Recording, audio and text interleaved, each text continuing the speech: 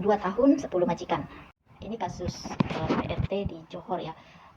Jadi lanjut, setelah berada di dalam bandara menunggu penerbangannya, LPS ini berhasil menghubungi saya untuk melanjutkan kasusnya. Lalu dia pun saya rujuk ke NGO atau organisasi Malaysia, yaitu Tenaga Nita, untuk menangani kasusnya, sehingga kasus dia bisa ditangani.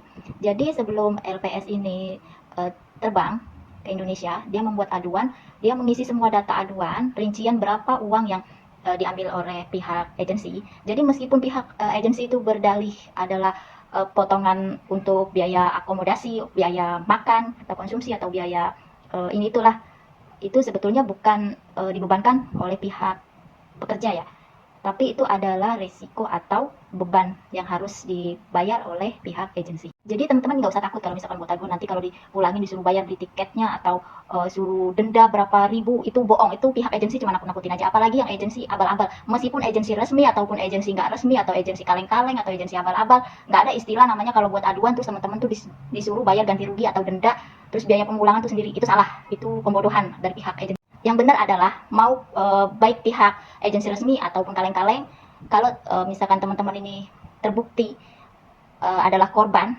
penjualan orang pastinya, itu semua biaya pemulangan dibebankan oleh pihak agensi atau sponsor yang ada di Malaysia. Kenapa?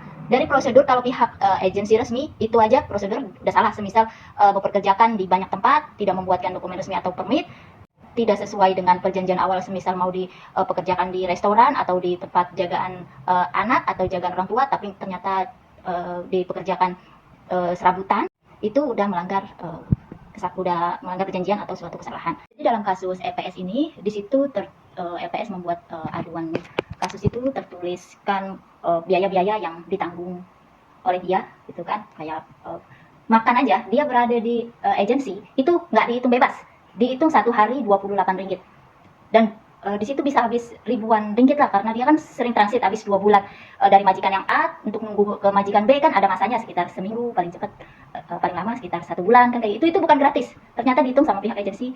Kalau nggak salah waktu itu sehari dihitung 28 ringgit, jadi ya makanya beban biayanya sampai ribuan. Jadi setelah LPS ini membuat aduan, terbanglah dia ke Indonesia. Udah sampai di Indonesia, dia selalu update beritanya, berita kelanjutan kasusnya seperti apa. Dan di waktu kurang lebih 2 minggu, dapat kabar kalau pihak agensi mau memulangkan semua tuntutan dia. Apa yang dia tuntut waktu itu sejumlah sekitar 7.500. Nah, itulah yang agensi bayarkan.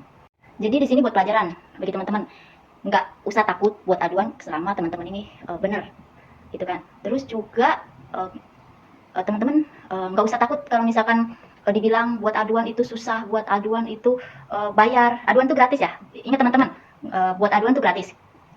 Tapi teman-teman juga harus tahu, harus ada kerjasamanya. Ketika kita mendampingi, teman-teman harus sesuai dengan faktanya.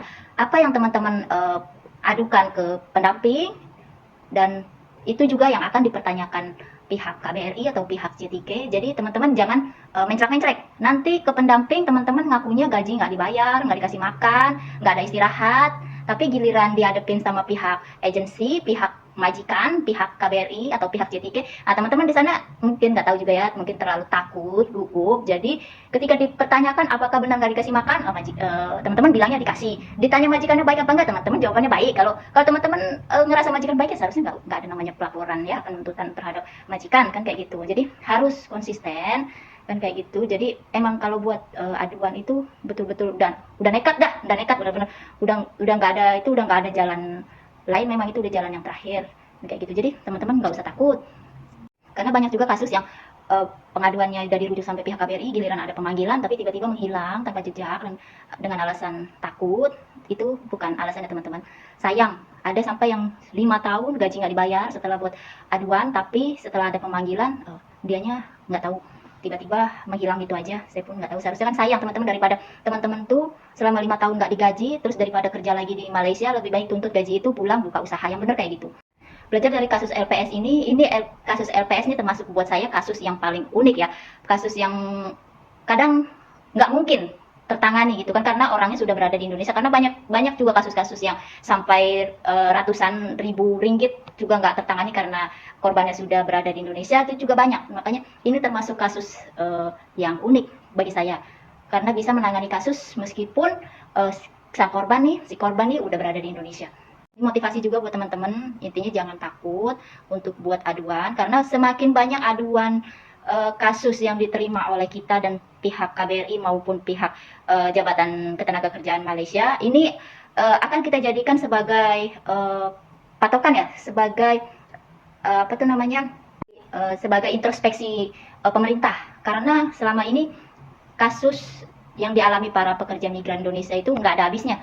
Tapi mudah-mudahan semakin banyak aduan kasus yang masuk ke KBRI atau Jabatan Ketenagakerjaan Malaysia, itu bisa jadi motivasi lah para pihak pemerintah untuk mencari bagaimana cara menangani kasus-kasus yang sudah lama terjadi nih, nggak pernah ada habis. Tapi kalau teman-teman nggak mau bekerja sama untuk membuat aduan, nah, pihak pemerintah rasa nggak ada, namanya kasus itu nggak ada. Dan selama ada pun nggak banyak. Jadi bagi mereka tuh cuman, ya paribasanya cuman kayak nonton sinetron lah, nggak ada artinya. Itulah, mudah-mudahan dengan adanya video ini, tolong bantu teman-teman semua video saya tentang aduan kasus. Mudah-mudahan teman-teman yang lihat video saya ini termotivasi. Apa masalah teman-teman yang dialami, silahkan konsultasi. Nanti saya akan share beberapa nomor telepon yang bisa dihubungi untuk membuat aduan kasus. Oke, terima kasih yang telah nonton video saya. Tolong bantu like dan share. Jangan lupa komen juga.